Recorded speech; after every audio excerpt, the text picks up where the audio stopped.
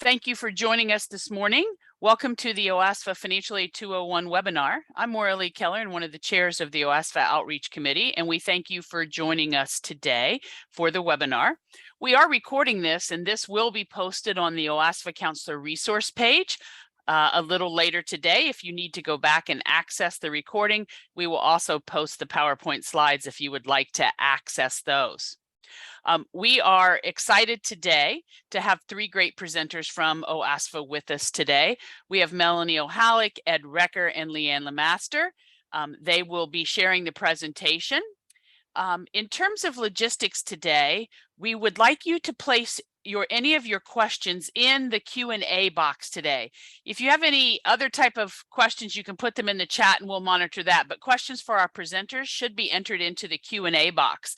Please know that there are a few of us that will be sitting in the background answering the questions that you post in the Q&A. Depending on the amount of time that we have left at the end of the webinar, we may ask the presenter some of the questions that were posed during the webinar, but we strongly encourage you to get those typed in the Q&A box so that we can get the answers to you as quickly as possible. Without any further ado, I am going to turn the presentation over to Ed Recker to get us started. Good morning, Ed, and thank you. Good morning, Maura Lee. Thank you so much. And as Maura Lee said, we're kicking it off today with our Financial Aid 201 webinar. We're going to start off with just telling you a little bit about OASFA and this presentation. So for all of you that aren't necessarily familiar with us, OASFA is a nonprofit organization, and we're comprised of financial aid professionals. Specifically, the Outreach Committee is an all-volunteer committee that serves as a resource of pertinent and current financial aid information. The committee disseminates this information through a variety of activities like this. And our stakeholders, external stakeholders are you all, so admissions staff, high school counselors, access advisors, TRIO, etc. Today's presentation is provided free of charge. So that's something to keep in mind as well. Free of charge, we're happy to provide this for folks, and you can reuse this presentation. You can use it for personal use. We do ask you, however, to reach out to us at outreach@oasfa.org in order to get permission for that. Generally speaking, we're pretty loose with that. As long as you're not charging, we're fine with reproduction and reuse of these materials. So, all right. With that being said, we're going to touch base a little bit on FAFSA completion numbers. We're gonna do both national and Ohio FAFSA numbers. So the information's as of February 3rd. So it's already March, hard to believe, but as of February 3rd, nationwide, 37.3% of the graduating class in the country has completed the FAFSA. That does represent a 6.3% increase year over year. So that's great news. We're seeing an increase. For Ohio specifically, 41.5% of the graduating class has completed the FAFSA. And again, this represents a 3.8% increase year over year. So great things. That's a great job by everyone involved. We currently rank 14th in the country. So still striving to crack that top 10, but definitely in the top third. So definitely a good thing. We just ask that we've still got some time between now and graduation. So folks, just keep doing what you're doing. Keep doing a great job, and hopefully we can continue to keep those year over year numbers up, as well as get Ohio up in the rankings. So at that, I'm going to turn it over to Leanne, and she's going to talk to you about verification and ultimately special circumstances. So Leanne, take it away. Good morning. I am going to cover verification and special circumstances, as indicated. As you know, this time of year is when a lot of universities and colleges are reaching out to students requesting additional information. So we'll talk a little bit about what that looks like and why that process is what it is. And then we'll touch on special circumstances. So students can be selected for the process called verification by the federal processor when they're processing the FAFSA once submitted. If they are selected for verification, they must submit documents that are requested of them to confirm the information on the FAFSA and to basically correct any information that's incorrect, or to basically solidify their aid package. So they must complete the verification process if selected. Roughly about 18% of FAFSAs are selected for the verification process by the U.S. Department of Ed. Students should really respond quickly to any request for the information from colleges and universities to ensure that their financial aid package is finalized more quickly and that they're able to access any funds tied to priority dates, etc. So if a student isn't selected by the federal processor, a school can take it upon themselves to select that student for verification based on maybe they've learned about some conflicting information. Any conflicting information provided by the student or otherwise learned must be verified and cleared up before we can move forward in processing aid for a student. So a student can be selected by the school individually. Sometimes that can confuse a student if they're not selected at one institution, but they're selected at another. So the biggest takeaway is if a student is selected, they must complete it to move forward with financial aid. Now, there are some commonly requested documents that most universities would request from a student. One is a verification worksheet. These look different across varying colleges. So a student can be maybe applying for aid at several different institutions and completing various verification processes. So it can be a little bit confusing because they have several different forms. Most of the forms are asking the same information. They're just formatted differently. Often along with this is a request for a student or parent's federal tax return transcript or their signed federal tax return. Now, an alternative to submitting the federal tax return transcript, which is available on the irs.gov website, or a federal tax return, is basically using the IRS data retrieval tool. And that's why we tend to push that tool within the FAFSA to allow students to forego submitting additional paperwork in the form of a federal tax return transcript or their federal tax return. For right now, for the 23-24 year, we are talking about their 21 taxes. Oftentimes, we also ask for W-2 for the parents or students if they've worked in 2021 but did not file taxes. So this is to confirm income if taxes were not filed.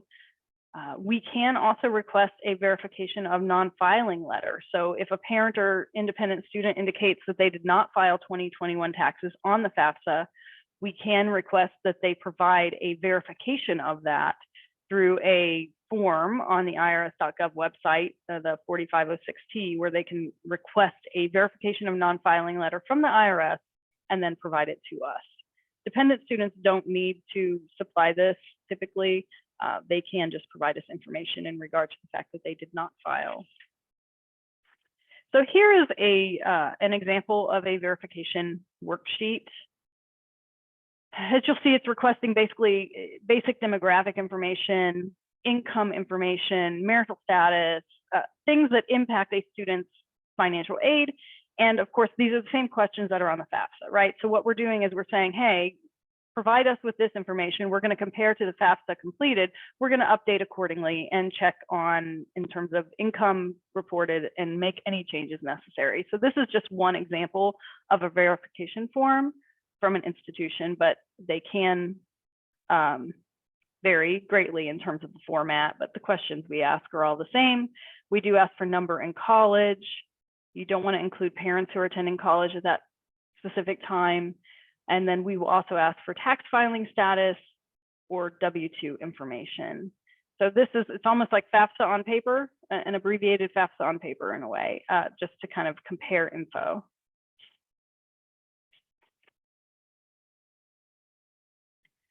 So as I stated, we often request a federal tax return transcript or a federal income tax return, a copy of their 1040, basically. They can provide a copy of their 1040 paper, they can upload it or whatever way an institution requests that information for the applicable tax year. They have to sign it. So they have to make sure we run into so many issues with this student because they file electronically, they don't typically sign. So then we'll get an unsigned copy first. We have to go back and forth. So, we just want to make sure that students know they can provide the income tax return in lieu of the IRS tax return transcript as of right now. But the IRS tax return transcript can be requested at irs.gov. And they've made it simpler over the years. They can just create an online account through irs.gov, and they can request that tax return transcript for themselves. It can't be sent directly to a university or a third party, which is frustrating for some parents or students because that's another step they have to take, get it from the IRS and then submit it to the school. So just keep in mind that when when maybe a student has questions about this, they will have to get the tax return transcript and then provide it to the institution or institutions that are verifying that student.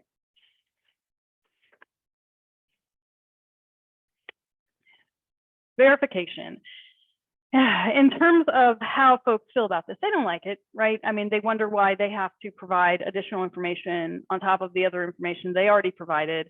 Oftentimes they feel like they're being picked on, or that they obviously did something wrong, or that they've been flagged for some reason. I mean, sometimes they have entered something incorrectly, and correcting it would actually help them in terms of, one of the most common things we see is they accidentally put the parent's income in for the students and the parent.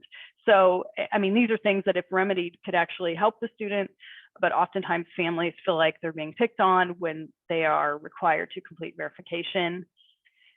As financial aid administrators, we're not required to be tax experts.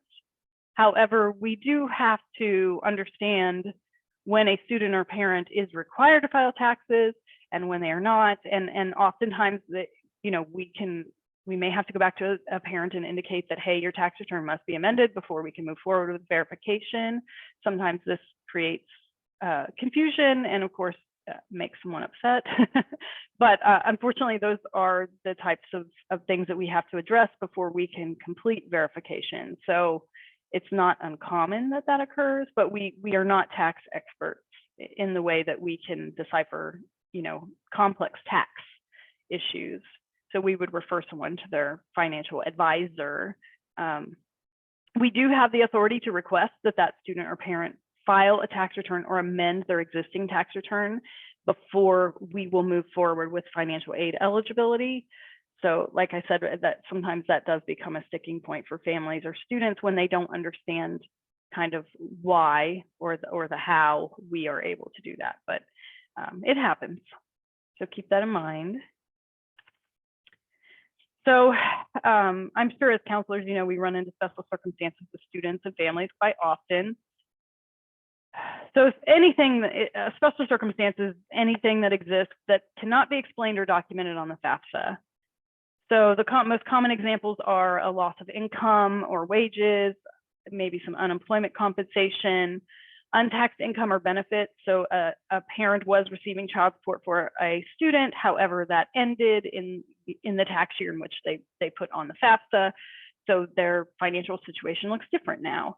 Divorce and separation, of course, and then any type of unusual uncovered paid medical or dental expenses in the tax year reported. So these are some examples and the most common of special circumstances. And as financial aid administrators, we can review those special circumstances. We know that eligibility for aid for the 23-24 year is based on a family's taxable and untaxable income earned in 2021. However, as I stated, 2021 was a long time ago, right? So it may no longer be indicative of that family's ability to pay for their students' education. And we do have the ability as financial aid offices to evaluate those special circumstances on a case-by-case basis to better reflect a family's financial picture. And all of that starts with a conversation with the student or family. So we are always open to those conversations.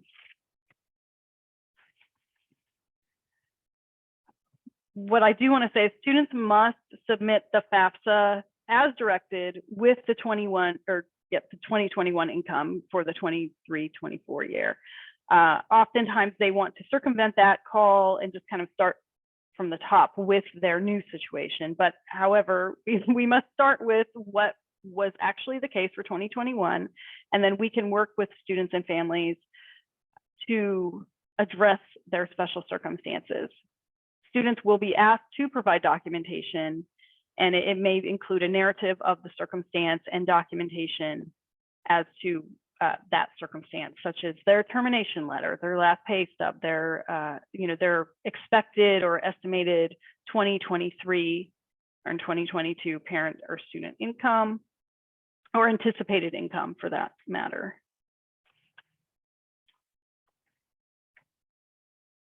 So each individual college will review and determine if a change would impact the student's eligibility. The last thing we want to do is create hoops for a student or obstacles that truly will not positively impact the student. So that's where that conversation needs to take place. And if applying for more than one college, a student will have to go through this appeal at all of the colleges that they are considering. So each college will have their own process and their own decisions. And it is at the discretion of that college financial aid office. They are not, if you've appealed once as a student and truly they've come to a conclusion, those conclusions are final, those decisions are final. And if a student's FAFSA loads in and they are initially requested to complete verification or selected for the verification process, as a college, we have to complete the verification process and then complete the special circumstances review. So it appears cumbersome to families sometimes, but it truly is just so we have the most accurate, up-to-date information about the student and the family.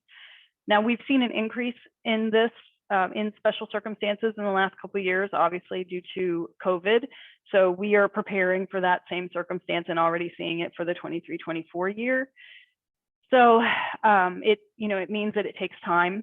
Every case is a case-by-case basis. So I highly encourage, if you're counseling students and they have a special circumstance, that they reach out directly to all colleges that they're really interested in, so they can start that conversation sooner than later. Now, most colleges, not all, do have the appeals form right on their website or within their school portal for an admitted student, but the title can vary from college to college. It can be an income appeal, it can be a change of income process, it can be a special circumstances. And if you encounter students and they are attempting to write an appeal or they need information or resources in regard to that, there is a link on the screen. And I believe that this recording will be on the website. So there is a link on the screen to assist a student in writing an appeal. Here are just a couple sample appeal forms.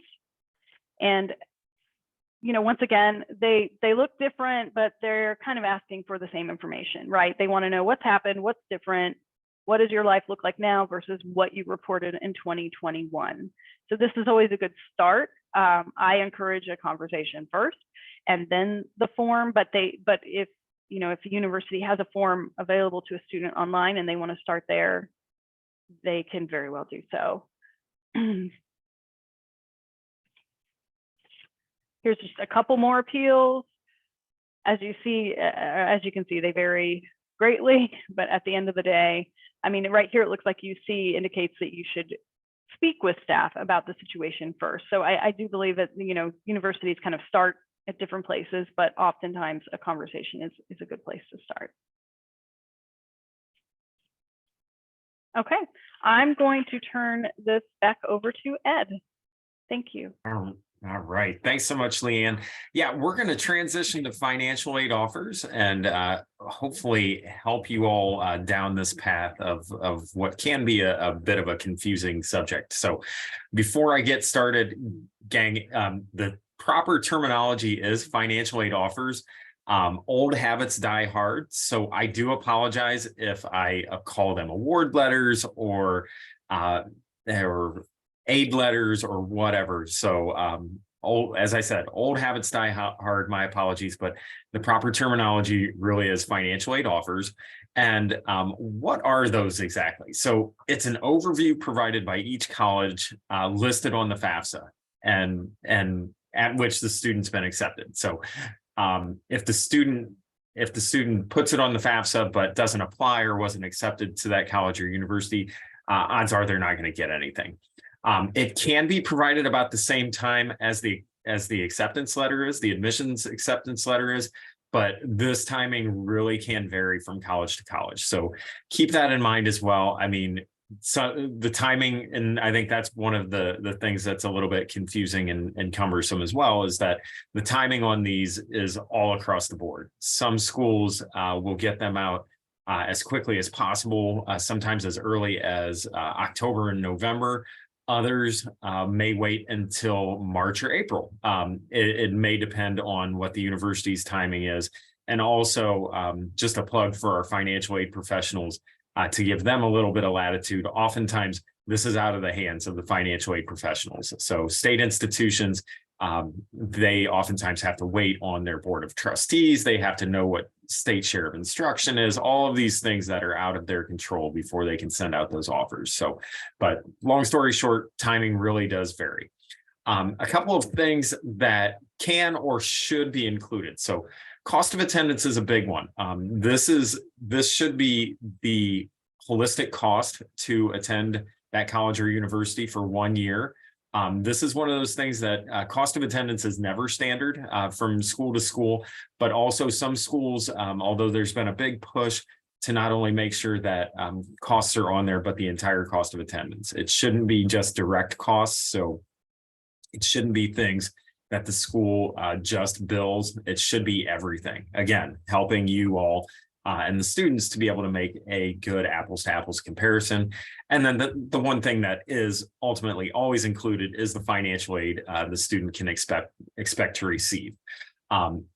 This information generally covers just one academic year, although there are some resources out there that will extrapolate over the estimated costs or the estimated costs and aid over the entire degree path, but it generally only covers one academic year.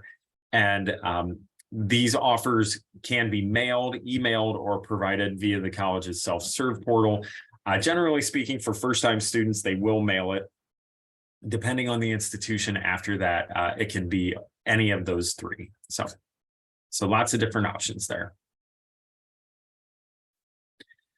Some of the challenges which, for those who are a little more seasoned, have undoubtedly experienced. So as I had said, there's no mandated form or template for this. And that's one of the challenges with some of the inconsistencies from school to school.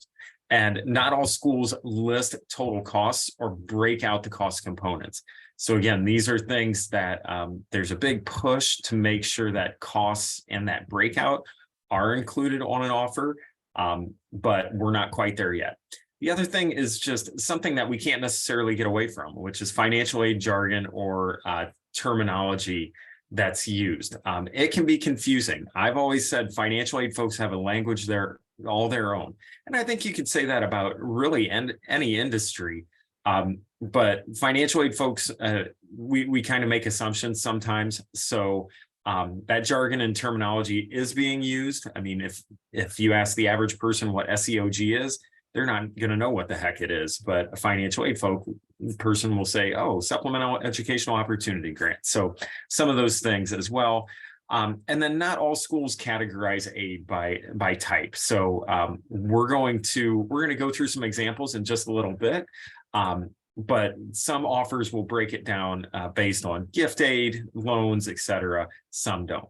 So some helpful steps in comparing offers. So first and foremost, try your best to determine direct and indirect costs. And before we go any further, should probably explain what those are. So direct costs, those are costs that are billed directly to the student.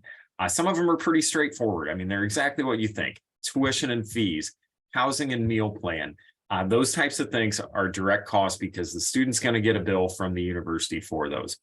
Indirect costs are a little bit more fluid. So these are things like books. These are things like transportation to and from the university or college. These are things like miscellaneous expenses. And it's exactly what it sounds like. It could be pizza on Friday night. It could be a new pair of jeans, but they're miscellaneous expenses. Identify scholarships and grants. That's another big thing in terms of comparing. So we're going to call scholarships and grants gift aid. This is free money. It's money that students don't have to pay back. Best kind of money. You always want to be able to identify those. And usually it's pretty easy because they will be identified as such as a scholarship or a grant. From there, you're going to want to subtract that gift aid, so scholarships and grants, from the costs. And we always recommend total cost of attendance to help identify what that true net cost is, and do that for every school. That way you can, again, do those apples to apples comparisons, making sure that everybody's on the same page. You're truly looking at a true comparison as opposed to partial information and what you're up against. Some other tips, federal student loans and work programs, you can also subtract those next from net cost. So if they're listed, those are things that are eligible. So always important to compare loan types. There are different loan types. So federal direct subsidized and unsubsidized loans. Those can change. The dollar amounts can change from school to school. So keep that in mind. And also keep in mind that work funds, whether it be federal work study or if it's an institutional work program, those generally speaking are not subtracted from the student's bill. They are paid directly to the student. So when I said generally speaking, federal work study funds by law are required to be paid via a paycheck.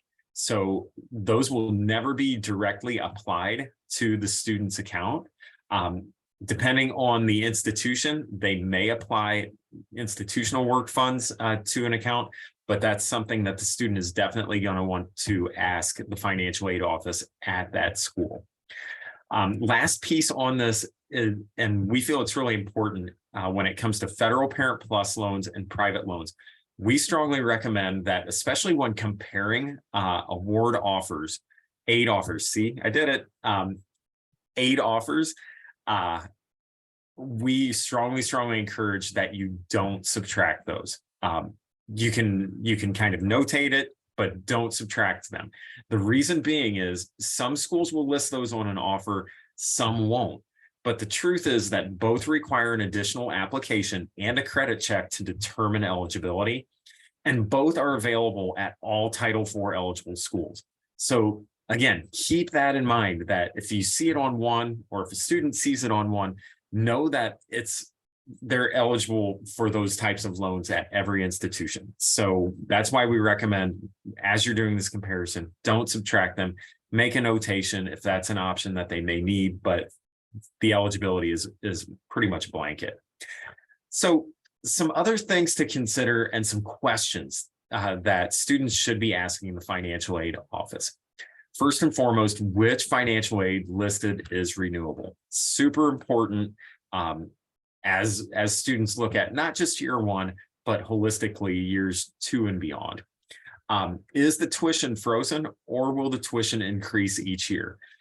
Again, very important, because if the tuition isn't frozen, but the aid is static, that overall cost is going to increase each year, most likely. I mean, inflation's such a hot topic right now.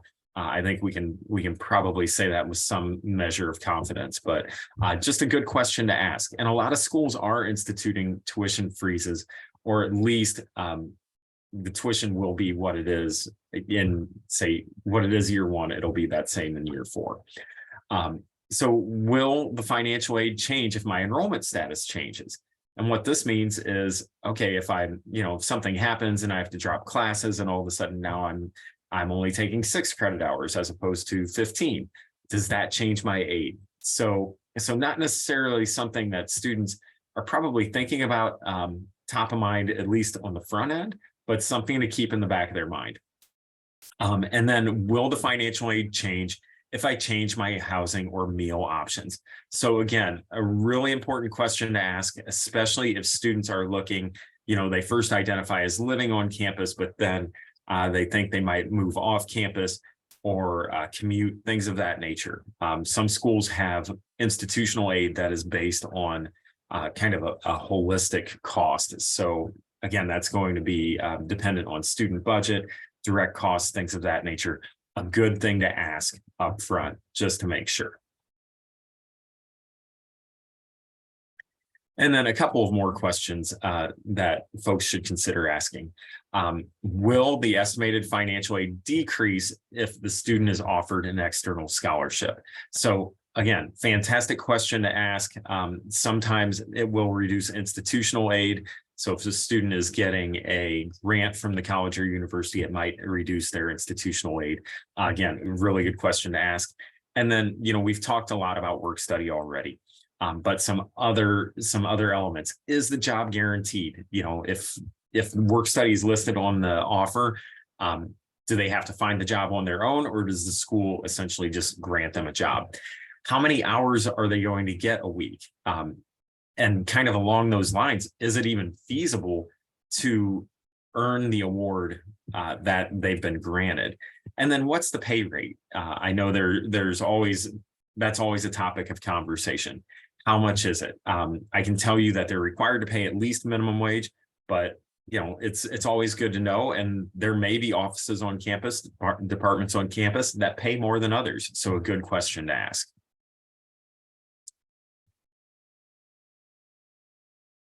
All right, and we're going to show a couple of quick examples of offers just to give you an idea as to what students are likely to see.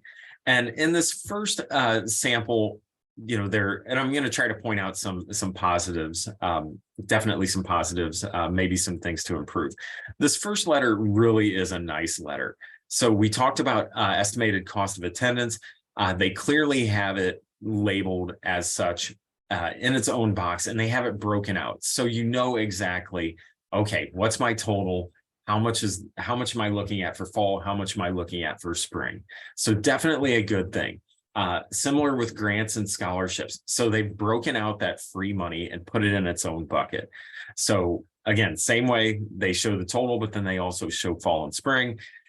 They break out federal loans and work as well, again, in their own bucket. Definitely a good thing. And then lastly, they show total estimated financial aid for the year and then for each term. So pretty good offer letter here. I think the only thing that I would maybe suggest would be if there's a line for net price, so that the students don't necessarily have to calculate that after grants and scholarships. But overall, this is a pretty solid aid offer. I almost said award offer. All right. Sample number 2 it still has some of those same elements. Could probably use some work. So it does show the student budget up there in the upper left, but it doesn't break it out. So we're not sure, what's direct, what's indirect, all of those things. And that can be helpful for a student, especially if they're considering living on campus or potentially commuting. So the budget's there, that's good, but they don't break it out line by line like the other one did. It does also include EFC, and it shows unmet need. I think those are nice elements on an offer, but me personally, I think sometimes that can be confusing for the student. So I think it's good to be transparent, might be a little confusing for some students. And then when it comes to the awards themselves, they're transparent. They show all of the awards with the dollar amounts. They break it out based on term. But they don't break it up into buckets. And part of it may be because there are only 4 awards here. But something to think about, when doing a comparison, this one would require a little bit more legwork in terms of the student and whomever is helping them, breaking out, the work programs, loans, gift aid, things of that nature. So yeah, again, just another example. And instead of getting out a notepad or a spreadsheet or things like that, if you need some help, or if you need a pre-built tool to help with this, OASFA does have a cost comparison sheet. So you can see it on the screen. We've got a QR code if you want to pull it up on your phone. It is under the counselors section and resources on the OASFA website. So that's something that you all can access. You can, again, share, distribute to students and families as they're going through this process so that they don't have to recreate the wheel. It's just a nice little comparison sheet so that students can kind of break out schools, compare them side by side, and that way they've got a good apples to apples comparison.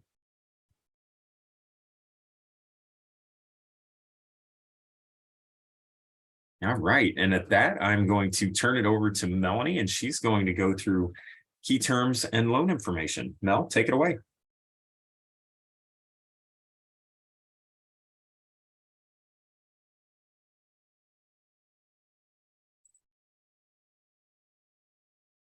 Mel, you may be on mute.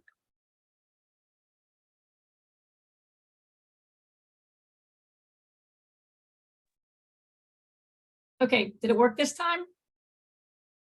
Yep, we've got you. Okay, perfect, thanks. Sorry about that. Okay, we're going to be looking at loans. In most cases, would be the first time that the student would be borrowing. This may be a review course for some parents as well. But just as Ed had talked about, there being specific terminology that's unique to the financial aid world, these are terms that are unique to borrowing and to loans.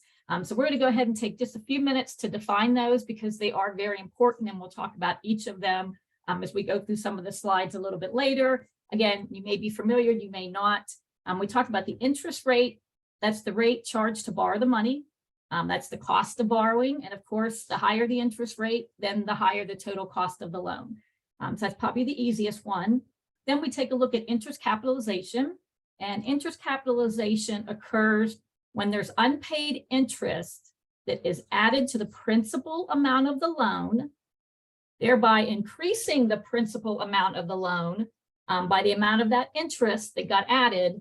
And then you basically have a higher principal amount, which you then start being charged interest on your original principal plus the interest. So you end up paying interest on interest. So that interest capitalization is very important. The frequency as to when interest capitalization happens is very important to understand because the more frequently it happens, the more frequently you're increasing your balance and then you're being charged more interest. So interest capitalization is a very important term to be sure that you understand and students understand when it comes to the idea of borrowing. Then we have repayment incentives. With repayment incentives, these are just, reasons that federal loans will allow an interest rate on a federal loan to be reduced. Interest rate reductions with the federal loans, it's a 0.25 for auto debit. Many of the private lenders have that same 0.25 for auto debit. We're going to take a look at these again a little bit later. But again, it's just a reason where, whether it's the government or the private lenders, they're really trying to encourage and motivate the borrower to be making those payments and to be making them on time by offering them a way to do it more cheaply. And we would like to see them, be able to not spend as much on the loan and for that total cost to be lower. Everybody wants students to not borrow any more than what they need and to repay that as cheaply as they can. And I'm not even sure if cheaply is a word, but I'm going to say it a couple of times. Okay, here we're taking a look at the federal loan programs for undergraduate students. These are what I refer to as the student loans. Basically, these are probably the best loan programs available out there. They are loans that the student takes out.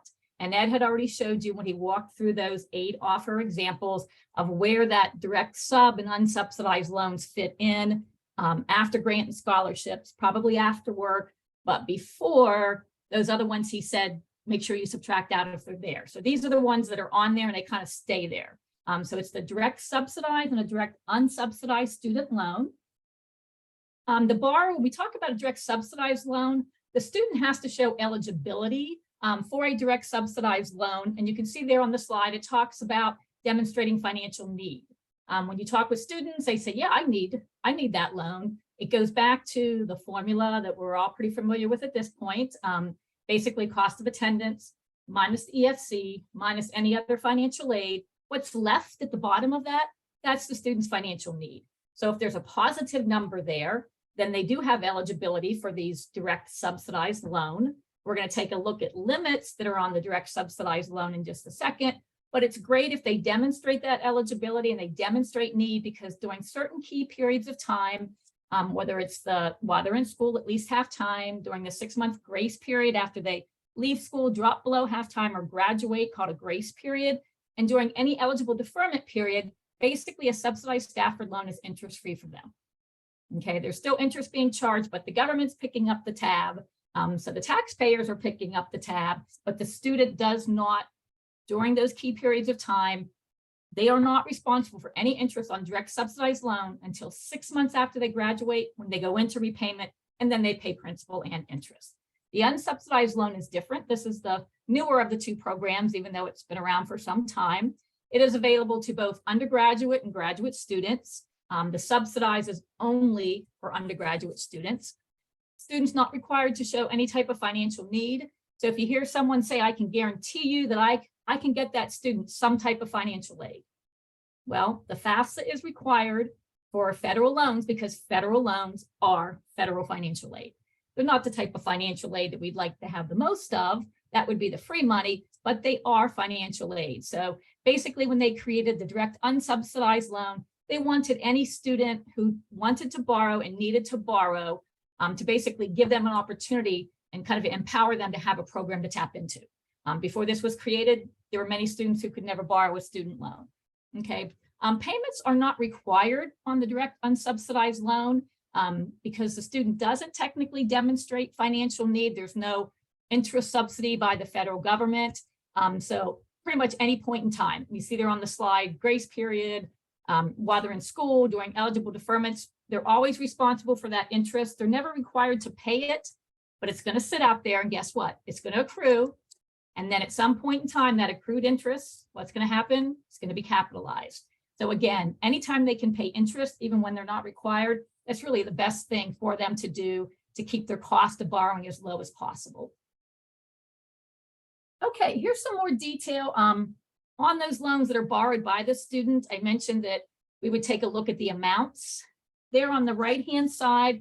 And unfortunately, the government does limit how much students can borrow through the direct subsidized and unsubsidized loan. There's also a limit as to how much subsidized money they can borrow. It does increase, as you see there in the chart on the right. It will increase as they go through their first year, their second year, and then years 3, 4, and 5, their final years of undergraduate. And these are for dependent undergraduate students.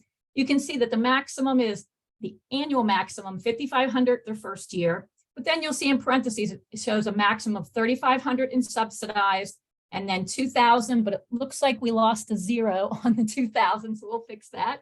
But basically $3,500 through subsidized, that's the most, regardless of financial need. I could have financial need of $600,000. I will not get more than $3,500 in a subsidized program. That's the maximum annual amount, but I could get an additional $2,000 through the unsub. So the annual amounts are a combination between the two, and then you see the breakout for the need-based subsidized and then the unsubsidized. This also provides us a lot of the other terms in terms and conditions that we want to be sure to take a look at. With regards to the federal loans have fixed interest rates. That's true of these direct loans, student loans that the student borrows, as well as the PLUS loan that we're going to talk about in just a minute. But they have fixed interest rate. You can see that basically it tells you that right now the interest rate for students, undergraduate students, is 4.99. And that's the rate for both sub and unsub. No difference between that. And it shows you that it's also for a limited period of time from July 1st of 2022 to June 30th of 2023. So while the interest rate on a federal loan, and right now we're looking at the direct subsidized and unsubsidized, while it's a fixed rate loan, keep in mind that that rate changes once a year annually. It becomes effective each year on July 1st, and that rate is in effect for any loans that are dispersed, any monies that go to the schools for that 365-day period. So while if a student borrows each year that they're in school, their first loan, fixed rate, never changes. Second loan, market conditions change. Second year, it might be a little bit lower, might be a little bit higher. then the third year, then the fourth year. So each one individually is fixed, but they're going to be varying rates. And when we talk about what's happening in the markets right now, over the last 2 years, what have we seen happen with interest rates? We can all pretty much guess that come July 1st, when that new rate is set, it's going to be higher than the 4.99%. Okay, so that's very important for you to realize, for students to realize. We've got some industry experts out there that, because it's all based on treasury bills, and I don't want to bore you with all of those details, but some of our best student loan industry experts have predicted that the interest rate for the upcoming 23-24 academic year that will go into effect on July 1st of 2023 to be 7% for these direct sub and unsubsidized loans. So you can see it's a difference of 4.99 up to 7%. And when you think, wow, just think about how many times you've heard a news story about the Fed upping the rate and the Fed upping the rate and the Fed upping the rate. So you want to be sure that you keep that in mind. We did make sure I added the interest rate cap. It's been several years before we even had to think about the idea of being near the cap. But since we're possibly looking at a 7% rate, which will lock in for the full academic year, and then we'll see what happens July 1st of 2024. But the cap or the ceiling for students is 8.25. So no matter what happens, these loans will not be any more expensive than that for them. The next bullet tells you there's some fees that are taken off the top. These are monies that are subtracted from the funds that arrive at the school. Ed had shared with you several different aid offers. And when you look at those and you have a chance to go back and look at the presentation, you'll see that those are gross amounts. We see here 3,500 subsidized. So you're going to see 1,750 and 1,750, or for unsubsidized, you're going to see 1,000 each term. Keep in mind that we always tell the students that you want to be sure that you don't borrow any more than you absolutely needed to, but they need to keep in mind that they will not receive the full amount that you see there on those charts. And it's fortunate for the student, at least, that it's a little bit lower of a fee. And you see here it's 1.057. And we have a calculation we'll show you a little bit later. Okay. And then we already talked about the idea that the student has that grace period, before they have to begin repayment, once they've graduated. And then repayment terms are very flexible. And we're actually going to talk a little bit about a new repayment term that's just been introduced by President Biden at the end of last year. Okay, at this time, we're going to dive into those education loan options that are available to students and parents to cover that remaining balance. And these are the ones that Ed mentioned. If you see them subtracted, or if you see them in there, make sure you subtract them. And as he mentioned, one of the big reasons is because the direct loan was automatic. It's for the sub and the unsubsidized for the student. There was no credit check for them. As long as they demonstrated the need, as long as it was within the cost of attendance, they got it. And that's why it's on that aid offer a little bit differently. But when we talk about Federal Parent Plus loans or private education loans, these options available to fill the gap, both of them are credit-based loans. A little bit easier with a Federal Parent Plus loan to be eligible. It's more of simply a search for adverse credit, looks for serious delinquencies, and there's a couple of different things they define as adverse credit. But short of not having any of those in my credit history, I'm going to be eligible for a Parent Plus loan. Keep in mind, it's an annual process. So when we take a look at the cost of attendance and you subtract financial aid that the student receives, you subtract the student's loan, whatever's left over, that is how much I could ask for in a Parent Plus loan as a parent. Who's defined as a parent? The parent basically is either, it could possibly end up being a step parent, but technically, legally, it's the parent, either biological or adoptive. So from the perspective of adoptive, if the step parent had adopted, then they could also be a borrower for that Plus loan program. But again, keep in mind, the big difference is the parent has to understand it's kind of up to them to make sure they can afford to borrow that much. Many times we say, the lender won't approve me if I can't afford it. Not like that with the Federal Parent Plus loan. So just be sure your parents understand what that means to them. With regards to the interest rates, you can see the current rate right now that's in effect until the upcoming June 30th is 7.54%. They are also expecting that rate to go up as well, effective for July 1st, 2023 for the 23-24 academic year. The rate will be the same through the whole upcoming year. Our industry experts have estimated that at 9.50%. Okay, and I didn't put them on the slide because they're only estimates. And even though I trust the industry experts that I got them from enough to share them with you, just know that as we get closer to July 1st, April, May, June, we'll be able to know what those rates are going to be. The parent loan has a cap of 10.5%, so it's also near the cap. And a Parent Plus loan, the same way with a private education loan, these are basically unsubsidized loans. There's never any point in time when they're interest-free. There are fees taken off the top with regards to the Parent Plus loan. You'll see these are a little bit higher than what the fees were for the student on their direct sub and unsubsidized loans. It's at 4.228. And again, we have an example on a slide we're going to take a look at in just a few minutes. One of the other big differences when it comes to a federal Parent Plus loan, and this is a common misconception that we'll see, and when I talk to a lot of students who are graduating, they're talking about their loans, and they'll say, well, I have my direct loans, but I also have my Plus loan I'm going to have to repay. And I'll remind them that legally, a federal Parent Plus loan is the parent borrower. It's in their name only, and it can never move from the parent to their student. Now, they might have an informal arrangement where the student's going to be paying the parent, but legally, that loan belongs to the parent forever and ever.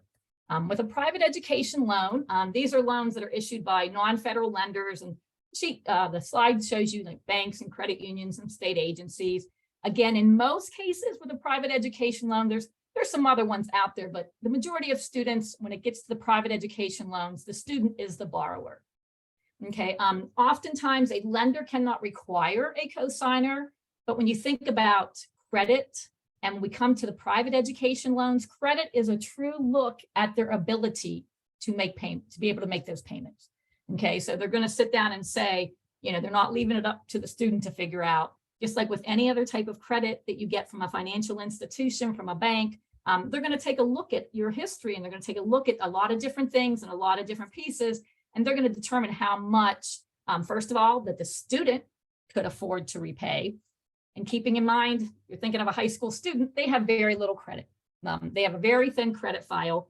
So while a lender cannot require by law a cosigner, just based on the credit criteria and what they have to have in order to be approved, those students are not going to be approved on their loan, for the loan on their own. So basically, they're considered eligible with a credit-worthy cosigner. So they do need to get a third party.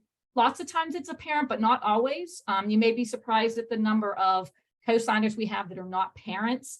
It's really just any credit-worthy individual who wants to help out that student. Okay. One thing I want to be sure when I talk to parents, because I hear this when it comes time for graduation, or if there are any problems along the way, they say, well, I just co-signed that loan so they could get it, but they're the ones repaying it. You just want to remind parents that they are equally obligated to repay that loan. If they co-sign, or the aunt or the uncle or the grandmother, they're equally obligated. Now, the lender won't reach out to them unless the student's not making a payment they said they were going to make, but they're legally, it's not just a way for the student to get approved. They're basically saying, I'm going to pay this loan if my student doesn't. And I think we focus on the approval side of it, that we sometimes forget that we're equally obligated as well. Okay. Terms and conditions, those are going to vary from lender to lender. Okay, more information when we take a look at the federal direct subsidized federal Parent Plus loan and then private education loan. This really looks at how do I apply, walks you through that process. Again, we already talked a little bit about this. The FAFSA is the first step for federal loans, has to be completed. So on the direct sub and unsub that the student borrows, student needs to complete the free application. As a dependent student, it doesn't say it, but their parents going to have to have their parent information on there as well. The FAFSA is the loan application. Students on those aid offers that Ed talked to you about, this is one of the funds or one of the types of aid that'll be on there that they'll probably have to do something with. Scholarships and grants, they just get them. But the schools don't want them to borrow any more than they needed to. So they're basically going to say, you tell us how much you need. You have to accept the whole thing, or accept some part of it, or decline part of it. They will have to take action in most cases, maybe not always, but in most cases, the school's asking them to tell them That way, the student's making a conscious decision about, well, how much am I borrowing? How much do I need to borrow? They complete a master promissory note, and there's also required federal entrance counseling. They'll do all of that online at studentaid.gov. And the aid offer, or somewhere on the school's website, but typically even on the aid offer, it'll mention where, and it'll have a link, and it'll be real easy for the student to know where they need to go to complete their master promissory note and complete their entrance counseling. When we look at Federal Parent Plus loan, kind of pretty much very similar to the application process for the student. Again, the student needs to complete their FAFSA, and of course, then parent information would go on that, but the student has to do the FAFSA in order for a parent to be eligible and to apply for a plus loan. You can't have a student not do the FAFSA and the parent go out and apply for a Parent Plus loan. Again, there's a plus loan application, there's a master promissory note. If they haven't completed that previously, they do just complete their master promissory notes one time at the beginning. And then again, studentaid.gov. We talk about private education loans. The lenders do not require the completion of the FAFSA, but in many cases, the school will require the student to complete the FAFSA before they would take a look at the student's private loan eligibility. And they really just do that because if there's if there's eligibility for a direct subsidized loan, they want to be sure the students, getting that eligibility or any other aid. Some schools may require the FAFSA just to do institutional aid. Sometimes the school will have a form if the parent is insistent that, nope, all we want to do is this private loan. But the parent or the student typically will have to complete a form that says, I understand I'm not applying for federal aid and I'm going straight to a private loan program. As far as schools' websites, they try to provide families some guidance with regards to the process, with regards to lenders that are out there. They'll have a list of ones that they recommend. They may have a list of historic ones that they also would recommend. But the important thing is for the family, the student, the parent to be shopping around, to be having that cost conversation with each other about which one of these is the best for me. I'm going to do the direct sub and unsub, but what about the Parent Plus? What about the private education? Maybe we do a little bit of both. So it's more like a puzzle that you kind of put together, but you have to have that cost conversation. Okay, we mentioned repayment incentives. Again, this is something you guys can look at a little bit later, especially with private lenders. They can vary so much that, we just give you a couple of examples that's on here. Your federal loans, it's pretty much 0.25, 0.25% reduction on the interest rate.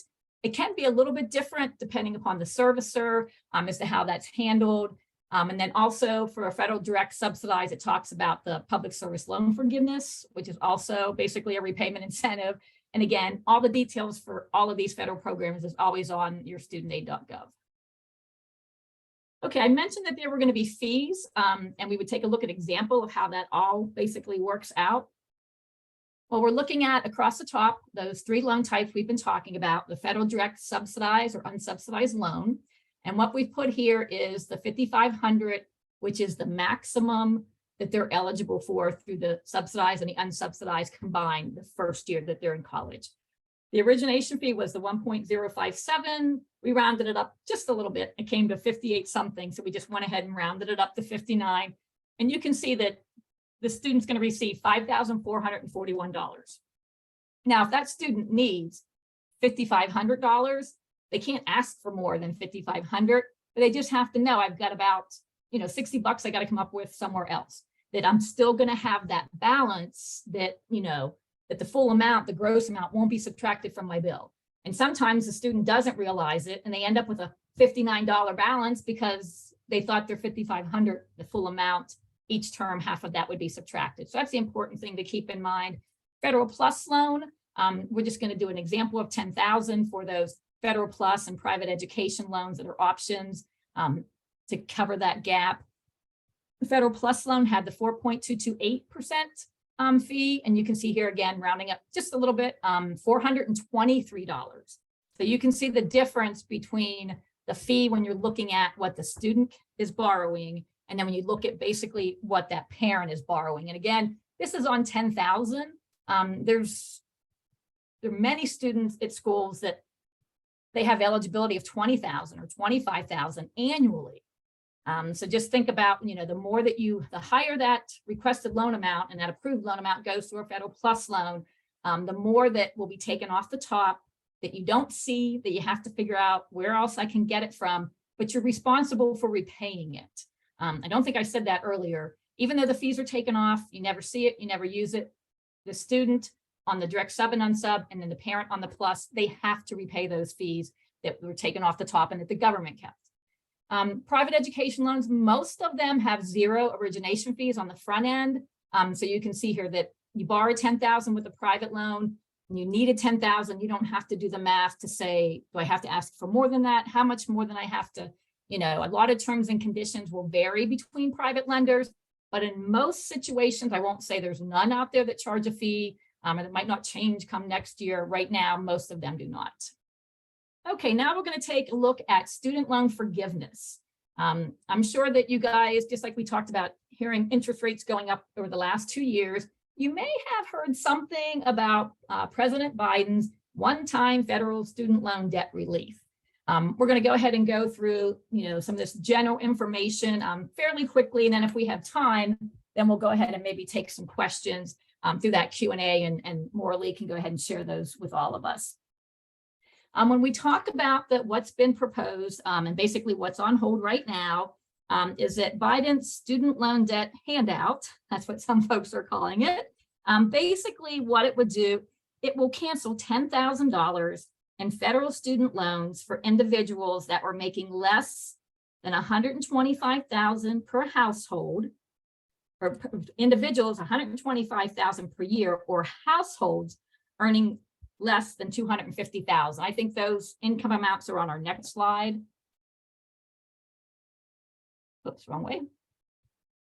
Yeah, so don't worry about jotting those down. We're going to have those on the next slide. But basically, it's $10,000 for the folks who meet those requirements and are under those, $125,000 for an individual or $250,000 for married filing jointly or head of household.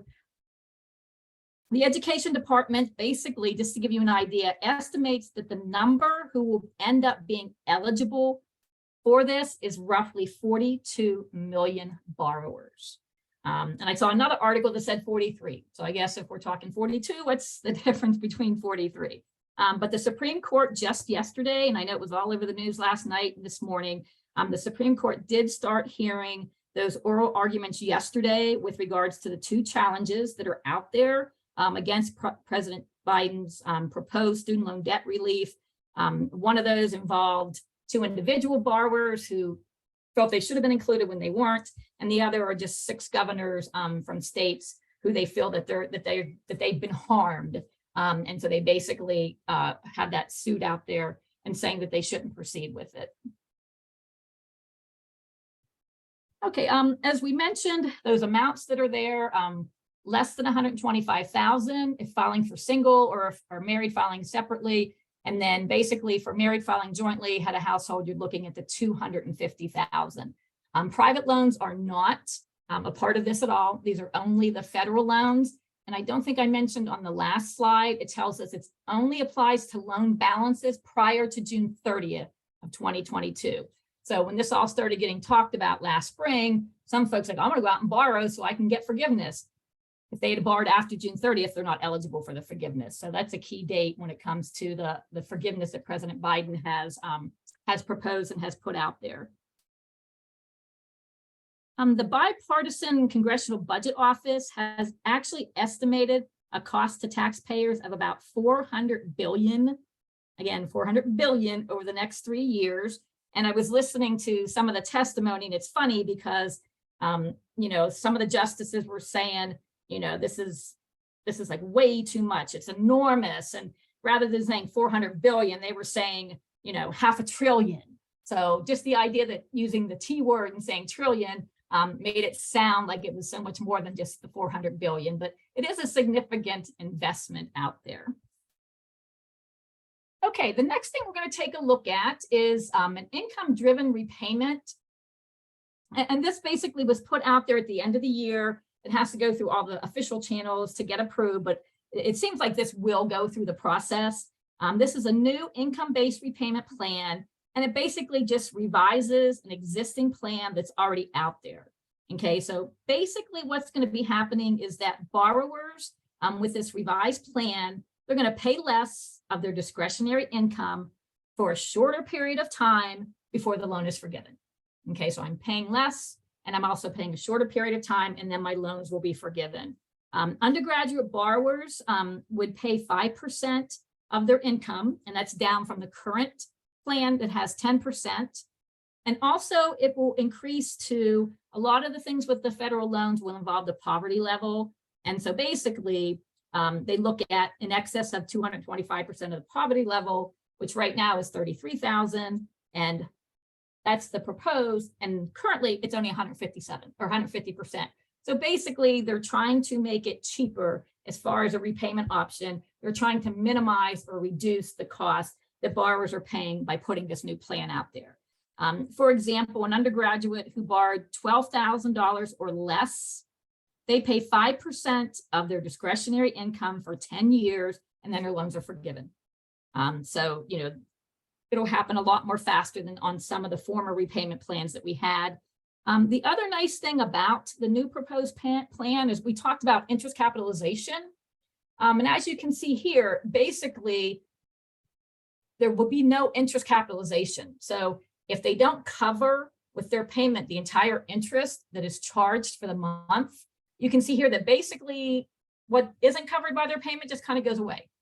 And any interest that would be there is not going to be capitalized as frequently as it was before. So again, just some different ways that they're trying to make repayment less expensive for student borrowers. Okay, it mentions that with this one, any remaining loan balance would be forgiven after 20 years. We had the lower years for the smaller amounts. Current forgiveness, again, is 25. It is true that grad borrowing will remain at the 25, where the undergrad is going to drop down to a maximum of 20 years when it will be forgiven. And then again, here's just the example of someone who borrowed $12,000 or less. They received loan forgiveness after making the equivalent of 10 years. And they said they'll actually add $1,000 for each 1,000 you borrowed, they're going to add a year of payments.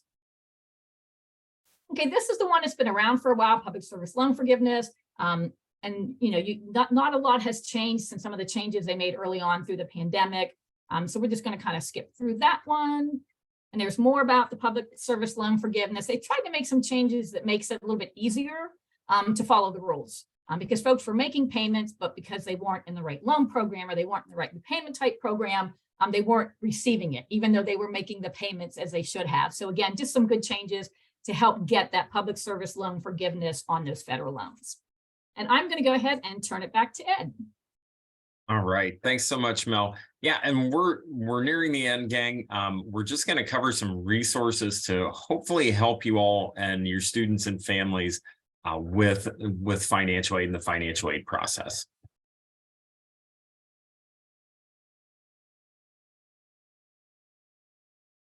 All right. So first and foremost, we do strongly encourage everyone on the call to make sure that your name and email address is in our college access and school counselor database. So things that you'll benefit from for doing so. So information on workshops, counselor event trainings, and then training announcements. So you can find this at oasfa.org under that counselors tab.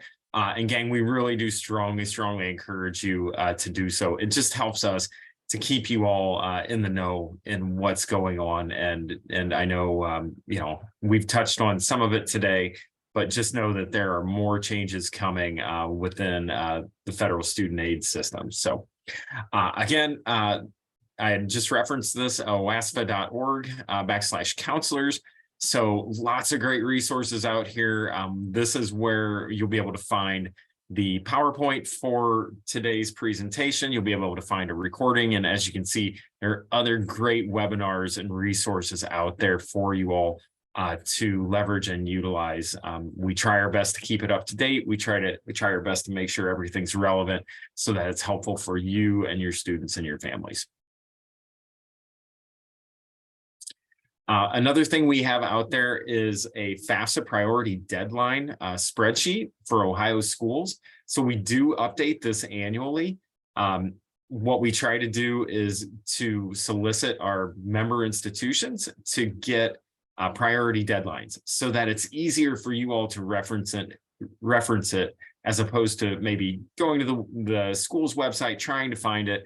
If you can't find it, have to reach out to the school themselves, hoping they have an answer. We try to take that out of the equation and just get you an aggregated list. Mostly four-year public and private institutions, but we do also have two-year colleges in there as well. And in the event that they do have priority deadlines, we also try to provide information like if the CSS profile is required, or when those financial aid offers are coming out. So, Hey, Ed, I actually had a quick question for you. I know you've been very involved with collecting this information over the last several years, and familiar with the timing. And I know some of our counselors rely on it. They want to see it. They count on it being there. Is there anything happening that might make it more difficult or might delay getting this information, updated information from schools? Schools might not have new information to give to us. Is that a reality for the upcoming year?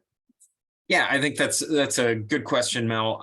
Couple things. So first and foremost, we always try to have this updated, active, and out there by the time OACAC does their articulation workshops. So those usually happen in early to mid-September. So we always try to have it done by then. With that being said, the U.S. Department of Education has floated out there that the new FAFSA may not be ready and open by October 1st. That at this point, that is just speculation. We haven't heard anything official, but the fact that they floated it out there has my radar up. So that could definitely impact what's going on with this. So again, all the more reason, gang, to sign up to be on our listserv, because we're going to try our best to make sure that we keep you all informed as we go through all of these changes together. Okay, great. Yeah, great question. Yeah, you're welcome. So additional counselor resources we offer. So the cost and financial aid comparison worksheet that we showed earlier, priority deadline, which we just discussed, FAFSA completion tool by high school, and then the FAFSA Ohio student record data and database. You will need to contact your superintendent or district office to make sure that you have access or you can get access. We also have a financial aid toolkit and then information on the Ohio Education and Training Voucher Program out there. So again, a lot of great information out there. And then lastly, we're going to go over some of the governor's proposed education highlights. So as you may or may not be aware, Ohio operates on a biennium budget. So they do budgets every 2 years. The governor is in his proposed budget has had a lot of changes proposed about the Ohio College Opportunity Grant, or OCOG, as well as some other changes. So as of right now, the proposal is to increase the eligibility for OCOG eligibility to students with an EFC up to 10,000. This is a substantial increase. So in terms of that range. So previously EFC was 2190. So you could only be from 0 to 2190 to be eligible. They're proposing that it bumps up to 10,000. They're also proposing a quote unquote significant increase to the award amount of OCOG grants. Now, again, we haven't seen any hard and concrete numbers as to what significant means. But as of right now, oh my goodness, and I'm failing as to what the OCOG number is, because it varies from private institutions to public institutions. But we're hoping to see more money, free money, get in the hands of Ohio students. And then the governor's also suggested a merit scholarship of $5,000 to the top 5% of each graduating class. That would be contingent on their attending an Ohio institution. And then lastly, a new access challenge grant for students attending community colleges and regional campuses. So I think if there's any takeaway from this slide is that the state of Ohio, Governor DeWine, we're trying to put our money where our mouth is and get more free money into the hands of students regardless of where they're going in the state of Ohio. So, so I see a question pop up, when are those proposed changes? And since we're at the end, we can probably hopefully tackle that. It's really hard to say because the budget process has to go through legislature. It has to go through all of those channels. Boy, Morley, I wasn't planning on doing this, but I'm gonna throw it your way. Did they normally have a proposed timeline as to when that budget is finalized?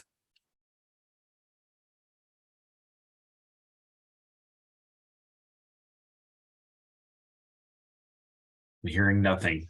Morley's being shy, which for folks that know Morley, that's a rarity. So I think generally speaking, it's sometime in the summer. So again, hopefully we'll have more information sooner than that. But I do know with the first year of the biennium budget, it tends to be a little bit later in the cycle. So again, more as we know it, we'll definitely try to keep you all involved and posted on that. So, and really that concludes our formal presentation. I know Marlon and Morley have been handling the Q&A as this has been going. Is there any, Morley, Marlon, have there been anything bubble up that you want us to field?